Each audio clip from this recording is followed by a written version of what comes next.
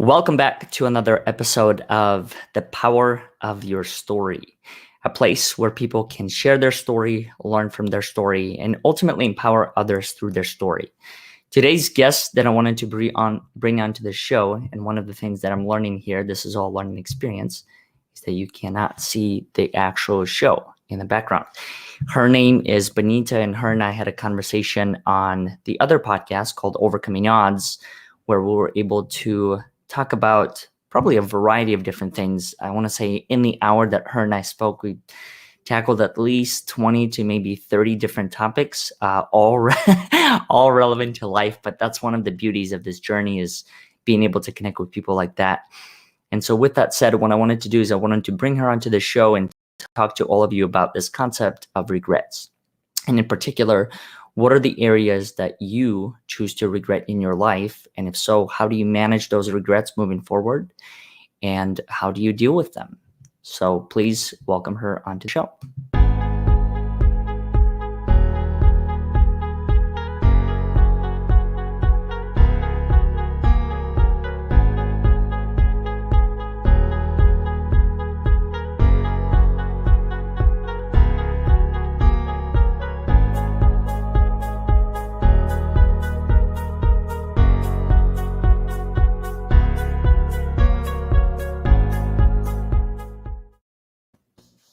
There we are. We made it. So for Fantastic. first trial, it was there's still room to improvement. Of course. The beauty of it all is just being able to pick it up from where it is and learn on the fly, and whatever that looks like.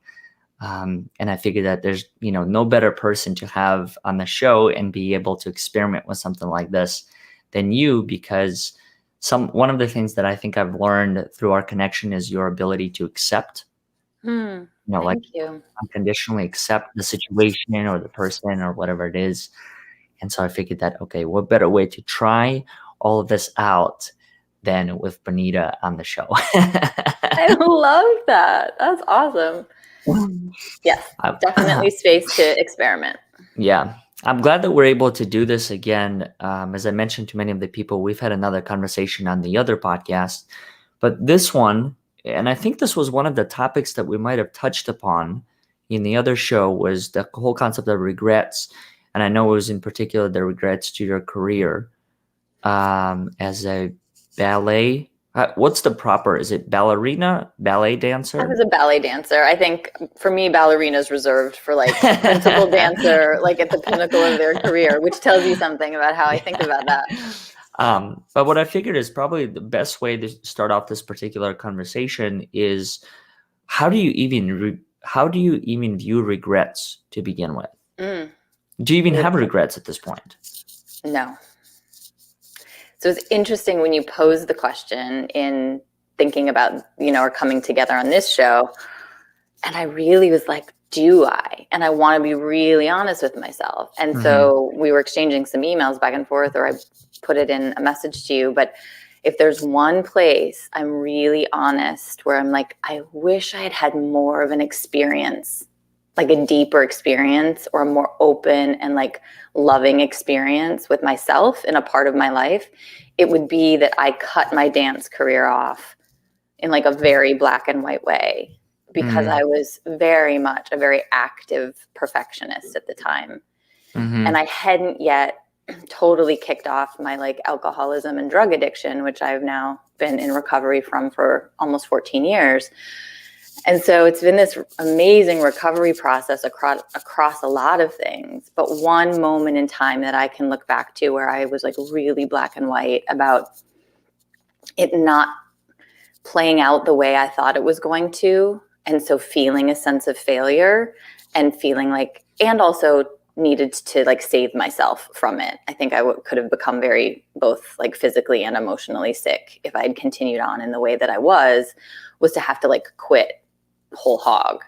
And I got into the fitness industry and expressed myself physically in that way. And I would go to clubs and dance. And I like continued to express myself through dance, but not in like, I could have pivoted to modern dance or like musical theater and Broadway, or just enjoying like some other form that I would take classes and train in. And I didn't. I like walked away for 20 years.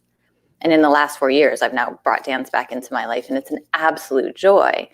But there is a part of me that's like, it could have stayed like woven in. And so I was like, if there's one thing I think I regret, it's that. Mm-hmm. Everything else, which is some major stuff in terms of like my behavior when I was in active alcoholism and addiction and relationships and selfishness and hurting people. Those are things one could think, oh, I stay really attached to that regret.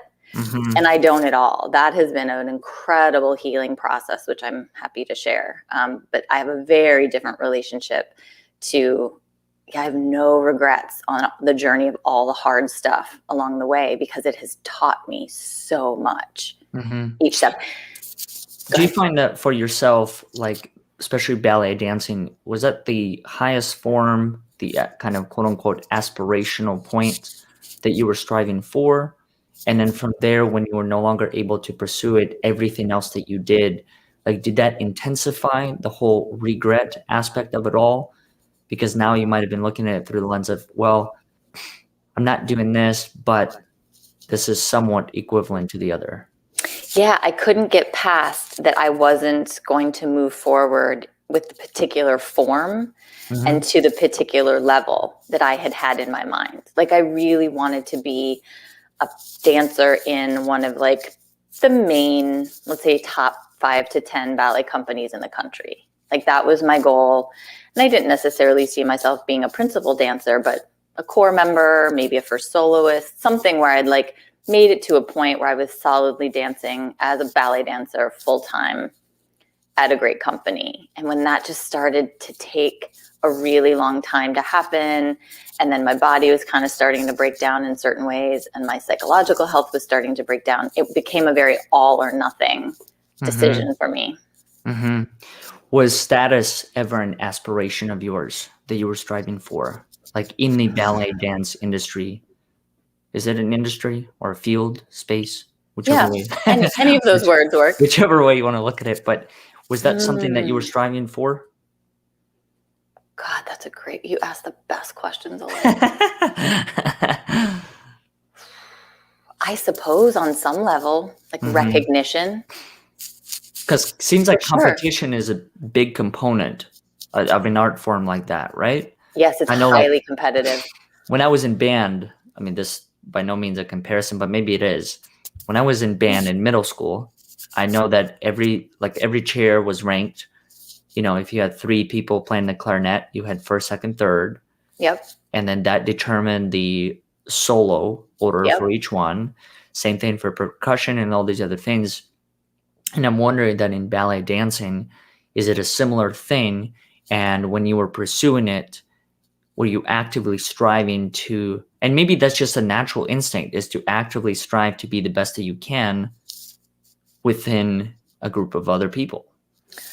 Well, I think there are certain groups that certain people's personalities and skill sets are attracted to that are incredibly fulfilling in many ways. And like for ballet and music, right, a ton of artistic expression is experienced. So that's just very fulfilling in and of itself. But yes, then there are these aspects to the systems and structures that are competitive, right? Because like, yeah, who gets the solo? Who gets the principal role? Who gets the center stage, focus?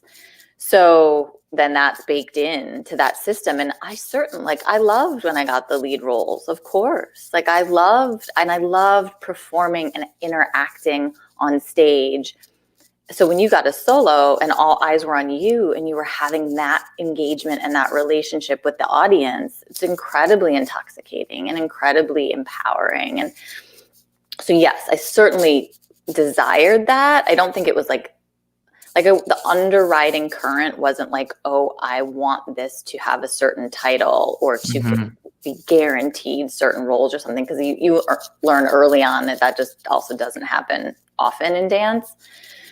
But what I came to find is that my sense of self was very shaky early in life. Like I had confidence in certain ways and I was a performer, and so you could say I was sort of outgoing, but inside I was constantly evaluating myself based on the feedback from others. I didn't have a sense of self like separate from that, or like grounded and solid in its own knowing, and maybe many young people don't. And it's something you cultivate over time. I think young people are now cultivating that much more quickly. There's much more permission to be true to yourself and not necessarily like take on the conditioned like rules that determine who you are. But I really believed in all of that. Like, oh, other people will tell me if I'm good enough. And so if for some reason I didn't get a part in a particular production, or I was having a tough day in class and kind of slunk and hung out in the back of the room instead of front and center feeling confident, I would believe I was less than in those moments. It would really shake my sense of self. And I would see other dancers who had a more solid sense of self, like stuff wouldn't rattle them as much, at least from what I could see on the outside. And I would say largely a lot of those dancers moved forward in their careers or had much longer careers because they weren't so pulled from like all of the like external circumstantial stuff and people telling you from their perspective, which is just their perspective. It's so subjective, right? Are you the right hair color? Are you the right height? Are you the right body type? Like it's so unbelievably subjective about your person that if you let that stuff get to you and dictate who you are, it's incredibly painful. And I definitely experienced that. Would you say that was a point when you did turn to drugs as a way to cope and process like many of the things? Because I've experienced the same exact thing. You know, I think like concept of self-validation. So in my opinion, I think it's one of those areas where it's very difficult to escape just across the board. I think more so I get to pick and choose which of the quote unquote self-validation areas that I'm seeking. But then there's also a line within that where sometimes I think I can draw, it's not like a black and white, you know, because that line varies depending on who the person is. I find that with feedback, I'm the same exact way. Whenever I do certain things, especially if it's writing related, I know that I'm a strong writer, but it takes me a lot longer to, you know, produce because I don't know. I don't know how to describe this component here, but like I go within to find the words instead of looking externally to put words on paper. So it's a lot more, there's a lot more emotional ties to that. And so as part of that process, I will always ask other people within my circle to help me expand the thoughts or whatever else. But then it's a double-edged sword there. Yep. Because then depending on the person's perspective, you could either receive feedback that says change everything about what you wrote or change nothing. Because I also have friends like that will just say it's great the way it is. Yep. But internally, I'm looking for ways to improve. And I realize that in the moment, that's a difficult space. That can be a difficult space to be in. And I'm wondering, in your lens, were the circumstances so difficult that the only way to cope with them was through forms of drugs? Well, it came after my exploration with, and like a more open sense of like drinking more often. I drank a bit from teenage years through my dance career, but like rarely, like a weekend every once in a while, because my ballet focus was like kind of kept that very hemmed in. But when I quit and I like opened up my life and my world and was like, oh my God, there's this whole other world out there I want to explore. I think there was an element of rebellion from all of the years of, you know, very dedicated, like controlled management of life, like so focused on this career, dancing 6 to 7 days a week, you know, working out otherwise, like just being very focused on like certain goals, right? And then you open the door and it's like it was like, oh, what do they do? And who are they? And I can look at other people's bodies and not compare myself to them all the time. Wow. And like all of these different ways of approaching life opened up. And so I did then feel I've already had a career. I'm on to my second. I'm like self-supporting in New York City. I've got this fitness career emerging, and like I can do that without as much constraint and like rigor and dedication. It can be lighter. Oh, so I can go out at night now. Oh, so I do think that there was a component though to healing the regret and the shame, I would say, of quitting, and just the mourning, like the mourning and the loss of something I had done for 19 years, from the time I was 3 to 22. And I didn't necessarily know how to mourn that in a healthy way. So I think there were components of all of that combined in me being very like open to exploring things like recreational drugs at the time, that then turned into me not really feeling like I could stop on my own 10 years later. How would you say your concept of your self-image and body image transformed after you were no longer able to perform? It took time. It's very much like a time does heal type of process. And I saw a couple of different therapists along the way to help with it. But it shifted from being so focused on self and the physical form and its external like lines, because when you're dancing in ballet, you're looking in the mirror up to 8 hours a day, maybe sometimes more depending on the situation. Think about that. Yeah. Like once I left, I was like, I'm no longer looking at myself in the mirror like many, many hours a day. And you're probably so conscious like of every single component of your body. Every edge, every line, every curve, how they look in all the various different positions, what you would want to be better improved upon every day. It's about improving upon it. So that's ultimately a message that your body, the way it is not good enough. All like every day. Like, and you'd have days where you're like, oh, I'm kind of feeling thin today, and oh, things look good. But I would, if I can remember back accurately, it was maybe 1 or 2 days a week where you felt like you had a good day. Like, ooh, my technique was feeling good. And ooh, I was feeling like not puffy or chubby or whatever. And the rest of the days you were like, this needs to be better. So if that's the mindset over and over and over again, it was really like this veil being lifted of like, first I noticed I compared myself to everybody else's body on the street. Was I thinner? Was I thinner than everybody else on the street? And then once that I started to notice that, I was like, oh, wow. And I'm not dancing anymore, so I don't need to do that anymore. Like it became this like contrast. So then I became aware, and then I started to be more accepting. I was like, well, what if I could accept myself more, and I could accept their bodies more and just see them all as different?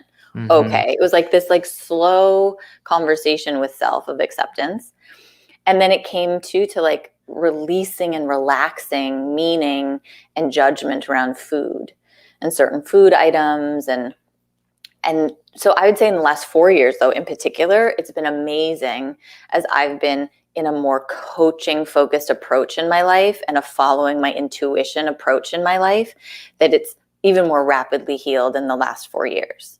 Like I accept and love my body now. Like, do I have a little like COVID belly? Yes. But she's like meant to be there right now to be like, keep me grounded. And this time is really intense with all the energy swirling and the collective, like experiencing so much, especially emotionally. So I can see that as like an additive property that's okay. Some days does judgment come in? Sure. But not at all. Like it's so much more from this place of like, I am right where I'm supposed to be, wherever I am, whatever day, even if there's something I want to change or improve upon. It's not from that place of like punitive, you are not enough. It's from like desire of wanting to like feel good. And that's a very different approach than like change something because you're not good enough versus change something because you're excited about feeling better. Totally different. Wow, I have a completely different appreciation for this form now. I didn't know any of this. I mean, there's so many questions that come to mind. The other thing that I'm curious about, when you were looking yourself in the mirror, who was the ultimate judge? Was it you? Like, did you actually have people that were quote unquote coaching you and guiding you and saying, hey, you need to lose weight here, or technique needs to be this way? I mean, I could only imagine looking yourself in the mirror for that many hours on a daily basis. And then you see, the challenge of that is like once that session is over, it's not like you can flip the switch and go back to the other way of living. It's that life becomes your life. Yes. So when you walk the streets in New York City, you're probably constantly thinking about, okay, how am I compared to this person?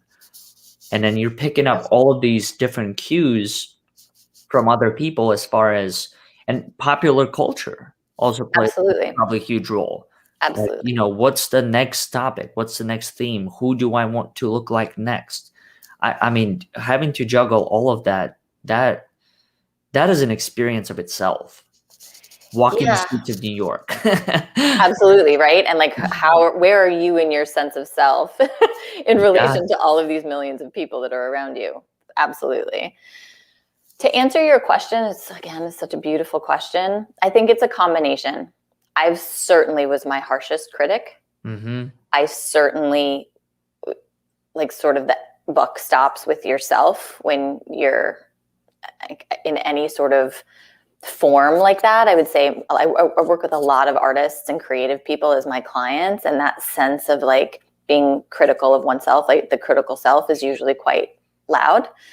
But the voices that made up that critical self very much came from a consortium of teachers, artistic directors, executive directors, people you'd be auditioning for a show or a company or something. Like, it was definitely like their collective voice of criticism along the way, or, you know, obviously what was meant as helpful, which is so fascinating about any of these worlds, like dance, gymnastics, etc. I think coaches and teachers and directors truly believe they're helping because they want you to succeed in what they see you want to succeed in.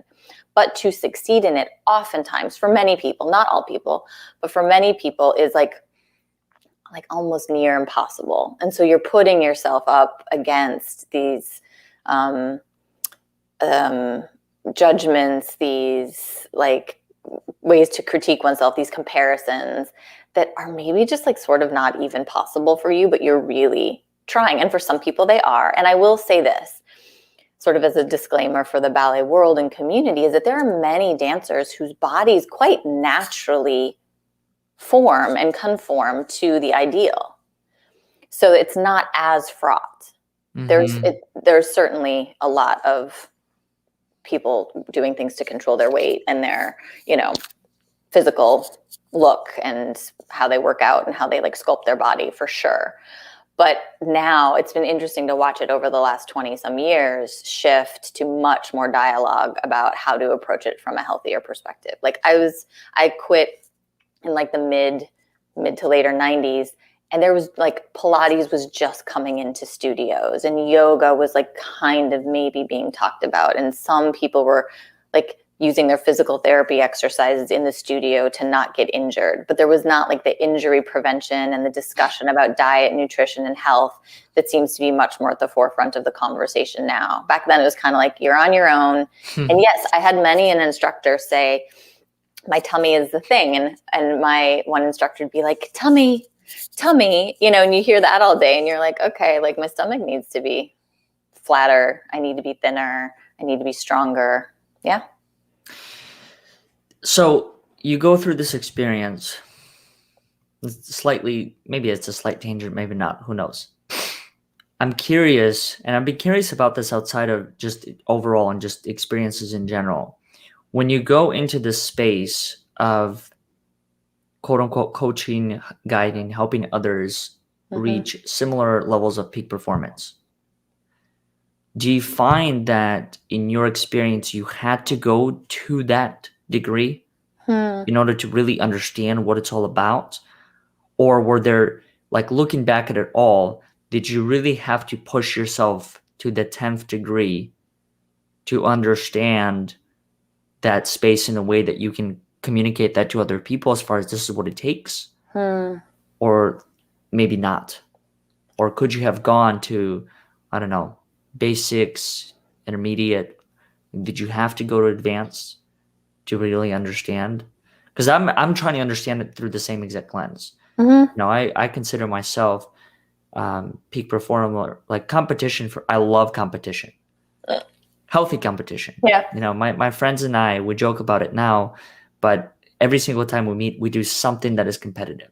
Hmm. Like play basketball. Like I kid you not, I can't tell you the last time we played a game that was not competitive. Like the whole concept, like doing it for fun. Like I'm like, we're gonna do it for fun and X, Y, and Z. And we're keeping score. And we're going to push each other to our limits. But that's just who I am. And I realized that in doing that, it helps me understand my own performance to a level that I don't think I would be able to understand if I didn't push myself like that. Yeah. It's such an interesting question again. And it's so beautifully wrapped into like no regrets, right? Because Yeah. I do love that I have experienced the things that I have experienced to the degree that I have experienced them, because it really does allow me to then work with people on a broad spectrum of experiencing who have not had to try to be a professional dancer but are coming up and bumping up against their own desires to live in a more fulfilling way or to find more self-acceptance. And like, do you have to like take yourself to such heights and like peaks and then such despair? Yeah. No, I don't believe you have to then further cultivate, and I'll use the word more fulfilling in terms of like peak performance, but a more fulfilling, like nourishing, exciting life. That's sort of the vibe and the direction I end up working with clients on. And I don't think you need to go to the depths of despair to do that. I have, and I have no regrets, even though there were really hard moments within all of that. Because it's brought me to this place to then be able to like speak so confidently, like to speak from a place of like experiencing that has created a sense of value and fulfillment for me that I can then share with others. And that was the other piece I wanted to share about regret, is that in the healing of what I definitely carried around is a lot of regret to a certain point in my life until I got sober. And then I learned how to work with regret and shame and fear and have tools to be able to have conversations with people and to make amends and know if I'm quickly in a space where I'm feeling like I could have handled that differently, I could quickly apologize. Like you just very quickly shorten the time in which in the past you maybe had like regrets build up. And you go through all of that and then it's like, oh, wow. And then you start helping other people.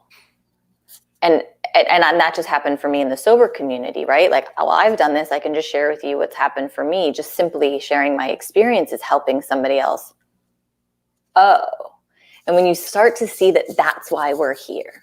That's interesting. We are here to live our lives, to, yes, feel pain, to experience very difficult things, to experience all of it, right? There's this like whole beautiful spectrum of experiencing available to us. Not all of it is joyful and blissful, or we wouldn't know what that felt like. And you experience this whole spectrum, and then you start to talk to people very openly and vulnerably about like what you've experienced. That in and of itself is healing the shame, because all of a sudden you're sharing it with somebody else and they're like, oh yeah, me too. Or, oh yeah, that's wonderful. Thank you for sharing that with me. And you're like, oh, nobody's condemning me for this. I was in my own head alone with myself. So you start sharing, and then you realize it's helpful to people because you get that feedback or that kind of like reflection back. And then that cycle heals so much regret and shame. It's unbelievable. Like everything is here for us to then be of service to others from whatever we've learned or whatever we've gone through. Do you find that there's a line for you between what you choose to share and what you choose to keep in? How do you even, let's even back up. How do you even choose what you choose to share to begin with? It's been a like process. There's been like different points in the process where I've like opened up more and more. When I first got sober, I didn't share, let's say, with like the company that I was working with publicly that I had gone away to rehab and now was back. And somebody else in the organization also got sober around the same time and was much more open. And I just wasn't ready at that point. A few people knew, and I'm sure people ultimately then knew, as people told people things, but I didn't say it myself. And then I started to help more people, and I started to get more involved in like my sobriety and sober community and things. And I started to see that like there were more people, especially in my industry when I was working in the advertising industry at the time, that needed help. So I was willing to like speak to people if like the HR department would be like, somebody's kind of struggling. Can you help us just understand how we can help them? And then maybe talk to them. I'd be willing to do that. And it just kind of grew. Like there were degrees of comfort that started to come. And I saw that again, I was helping people. And I was like, oh, this is way more powerful than me keeping it to myself. So then I started to share more publicly, like I'd maybe post socially, like that it was my 10th anniversary or whatever of being sober. And the response was incredible. And then people would private message me and say, hey, can we talk? Like I'm struggling with this. And I was like, wow, okay, sharing about this through social media is truly helping people. And I don't want to keep that to myself. And then as I left my corporate job, as I started on this journey of working with coaches myself, of like finding a new path professionally and having my own business and launching that, all of a sudden I just started to share about all of it. And I think it was this buildup in degrees of becoming more comfortable, of sharing more and more publicly my truths, my experiences. And then I've shared pretty much everything really publicly. Where I do draw the line is specific things in relation to my relationship with my husband, because that involves another person. And I have a very fine integrity filter. And I'm always like very aware of when I'm engaging about somebody else's life. And I want to make sure I have their permission to do that, and only share what feels comfortable, because it's their life and their story. And then the same thing with my son. I talk about him a bit. I talk about him in relation to like my experience as a parent and a mother and having our own businesses and doing school from home and those types of things. But I don't share like his experience. That's for him to share if and when he will ever want to. I find the same exact thing. I think being in the or having the responsibility, because that's ultimately what I view this as, is creating this space is like I carry a responsibility to other people, and the whole concept of sharing, something that I've been pondering upon for quite some time, as far as what is the line that I choose to draw. I mean, I'll be completely transparent. There are certain decisions that I don't choose to share that I make, like when it comes to organization building or like certain campaigns. And I think the reason why is because me choosing to share those decisions, it's not necessarily that like one is, good or bad. It's more so that I think there's a reason that I put behind why I choose to share. Like I will share a decision in order to get a perspective. And if I'm not looking for a perspective, which is also perfectly fine, then what is the meaning behind sharing it? Then it kind of becomes like sharing for the sake of sharing it, right? Yeah. Without really like intent or purpose behind it all. Yeah, for me, it's always, will this be of service to someone while maintaining the integrity of whatever part of my life I'm talking about? So not sharing about somebody else's experience with me in relation to that. How can I just keep it focused on what I can share that would be of service? And if it's not, then it's just... It is what it talking. is. Yeah. Going back to kind of the whole aspect of competition, especially when you were ballet dancing, do you find that, I know that you've said you developed a different relationship with this whole concept of regrets, but are there certain elements of the competition aspect that you regret possibly not having in your life today that you might have had back then? No. That one I can answer really easily. It's fascinating. But I understand what you're talking about in terms of that like fun competitive energy. It channels through differently now in terms of kind of the words and also like the energetic like resonance of it. And it's more about a devotion or like an intense, like constant like reassessing of my highest truths and excitements. And so I could say like, I'm like competitive with myself about that maybe, like in you using this word and talking and like bringing in this energy into the conversation. I'm like, oh yeah, no, there's still really like primal parts of myself that are incredibly devoted, that I am very dedicated. Like when I get into something, like watch out, because I'm not gonna like let go easily. Like I want to know more. I want to seek out more. So there's that competitive energy to further myself, to like know more, to be of more service, to be more aligned, etc. But there's a massive release on the other side of it as well that doesn't have, there's a piece of the old competitive energy for me that was being driven by this not enoughness. Like I need to be competitive to do something, to prove something to myself. And now that piece I don't have there anymore. Do you find that right now you compete without an end goal in mind? Like, is that one of the differences? Back then, competition was, Much more okay, open. here is what I got to get to. Where now it's like, okay, I can still bring this energy into my life, but whether I achieve X, Y, and Z, it's not really going to determine my levels. Yeah, I would say that that's true. There's a much more openness to like what shows up. Like, huh, that just showed up out of nowhere and that sounds awesome. And there's so much more that has happened to me, again, especially in the last 4 years when I've just like been living this much more open path. Because in the advertising industry, I absolutely felt the more lack belief version of competition. Mm-hmm. Like I'm not enough and I need to be doing things differently in the way that people are reflecting back to me. They want me to do them. And I might. It was much more performative. It was much more a mirror of my like sense of self in the ballet industry, in the ballet world. And so when I left the corporate world, I was like, wait, I can create this myself in ways that are fulfilling to me, and then the others that I work with for sure, and that I'm like supporting and co-creating with. Well, I can be more open to what shows up rather Mm-hmm. than like end gaining, which Mm-hmm. I have this one. So I just had a dance class this morning, a movement class with this wonderful woman over Zoom, and I just did it from my house today. But I usually see her in person here, and she's like the most, oh my God, she's so wise about so many things. But I'm getting all this wisdom through like this natural body movement approach called the Alexander technique. And we're doing that, and we're moving a bit today.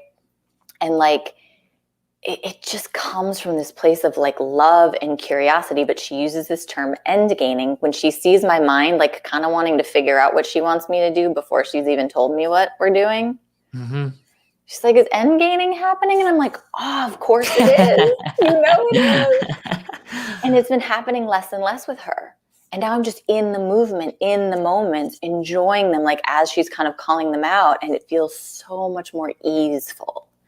And that is now, again, it's like competition is a funny word, but that's now like the excitement or the place that I'm playing with myself is like, how much more can I be in the moment of everything than trying to get to a certain result, which ultimately might not be my highest. Like there might be something even better. And that's what I was going to say is like, I've had things appear seemingly out of nowhere, which is not necessarily the case. Lots of seeds are planted about a lot of things that we don't know when they're going to actually pop up. Mm-hmm. That is literally like if I was trying to plan that with my mind and get to a certain end result, that was one way, I would actually miss this amazing thing that just seemingly showed up, which I like to call magic. Mm-hmm. And I think that also goes to a point, the whole concept of living in a lack of compared to an abundant mindset. Yes. Which if that's something that you could speak with, that would be amazing. But before that, Billy Atwell, actually a mutual friend of ours, I was having a conversation with him on Saturday, I believe. And one of the things that he had mentioned that really just helped shift my own thinking was in regard to spreadsheets to document one's expenses. So previously, I would put all the expenses and I would actually label the spreadsheet expenses. What he helped me realize was, I guess one of the things that he started to do or he might have heard of was this concept of monthly appreciation list. Yep. I kid you not, just hearing those 3 words alone, it like transformed the energy that I had around looking at that spreadsheet.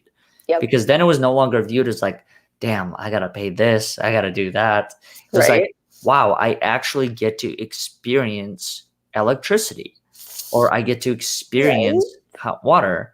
Now, okay, I also got to be realistic. Just because I realized that, I didn't. It's not like everything changed, you No, know. there's a But like, toggling back and forth that yeah, happens. exactly. There's a back and forth that happens, but it was an interesting thing to even transform the mindset of operating from the lack of, and you have to meet this deadline, you have to make this bill, compared to you get to experience this. Yes. Like you get to experience the hot water, you get to experience the lights, you Yes. get to experience having a car, having the ability to go from point A to point B. And just that sentence alone, I just sat there and I was just like, wow, that, I mean, words are powerful. They are. They are powerful, right? We can see them as powerful and then really become mindful about how we use them, and then also kind of let go of their power at the same time, because I can go down these very like intense roads about what I'm saying to myself and how. But yes, that is so powerful. I love that you and Billy had that conversation. There's a great book. We could do a whole nother show on it called Busting Loose from the Money Game, which is all about this appreciation approach. And if you see, and also that you're the conscious creator of all of this, right? You called up that company to say, hey, I'd like to have electricity at this place and I'll pay you for it. So you actually do allow it, create it, are manifesting it. And then we're so conditioned to believe that like, oh, that's a burden, or yeah, it's a lack thing and we have to pay other people. It's just circulation. Yeah. We're just circulating funds around for the things we want to experience. Mm-hmm.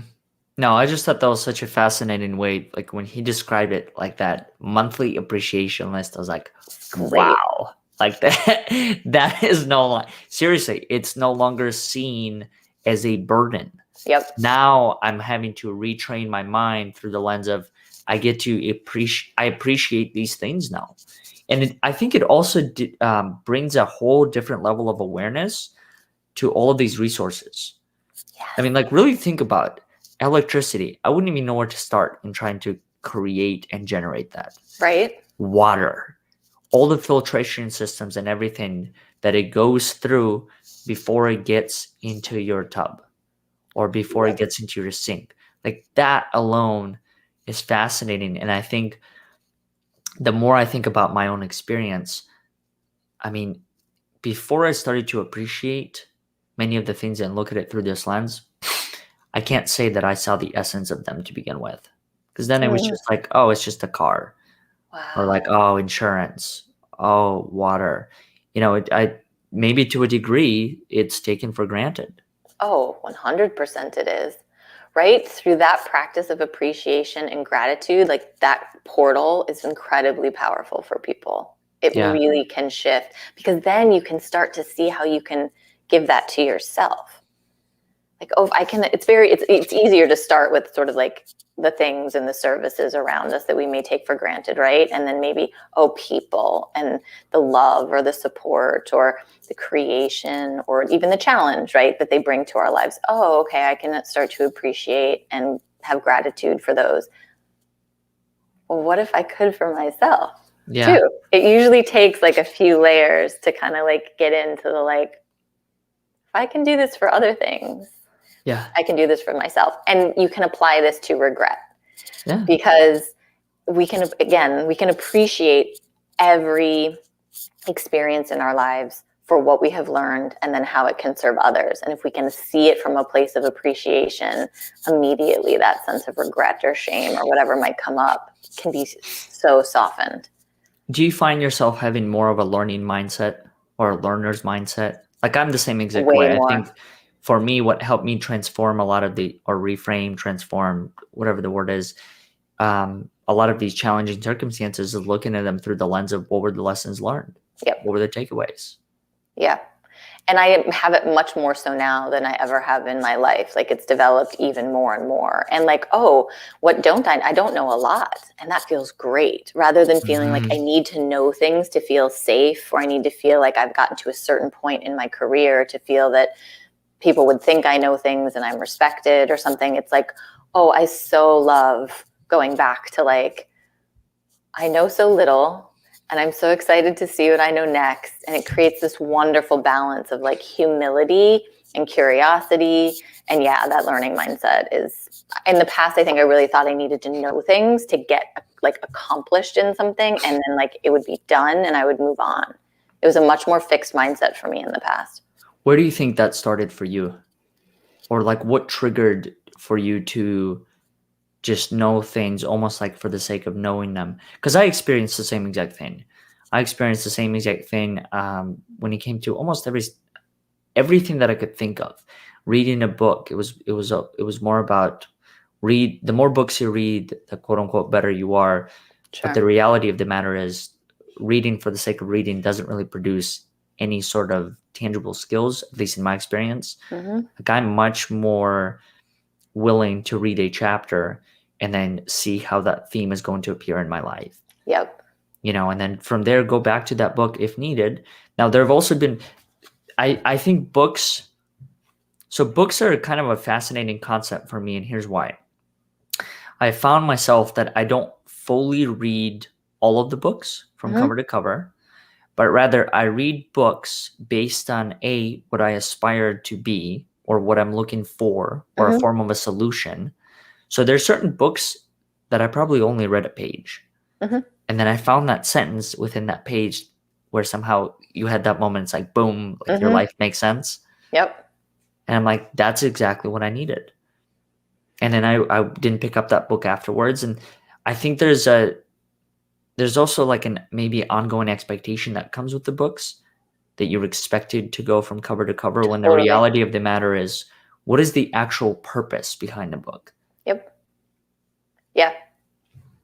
I've experienced much the same. I think I just came from a background of folks who were like hardworking, and you did what people said and you tried to do it to the best of your ability. And then I had my own like perfectionism layer.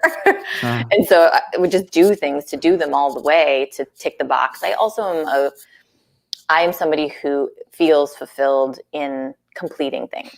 Like accomplishing a task does release, whether it's like oxytocin or serotonin or endorphins or whatever. Like I get a little hit from just the sheer act of completing things, which not everybody does.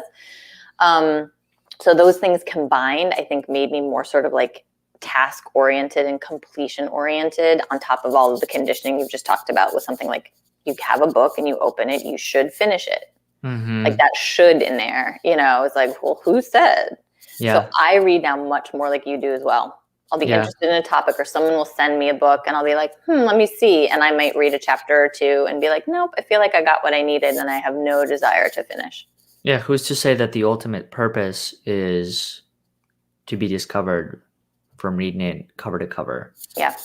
And it's just such an interesting way for me to like read books now and understand it through the lens, and also have this understanding that the purpose of the book is whatever you define it to be.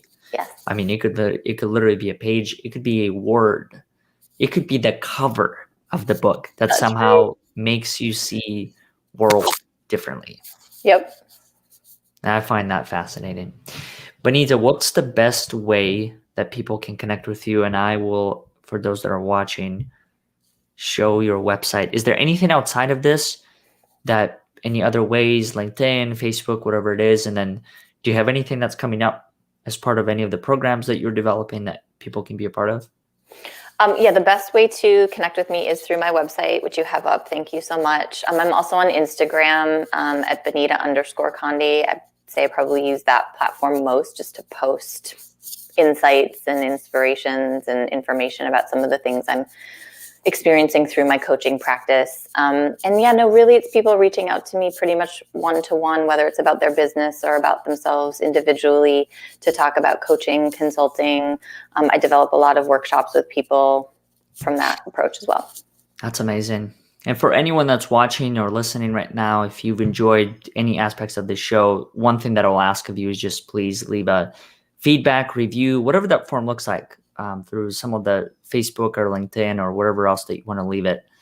I know that I can't say that I had a blast here, because I always have a blast talking to you, just because like the beauty, I think, of these conversations is that sometimes I start with one thing and then we go into another area, but yet somehow that area is still connected Yep.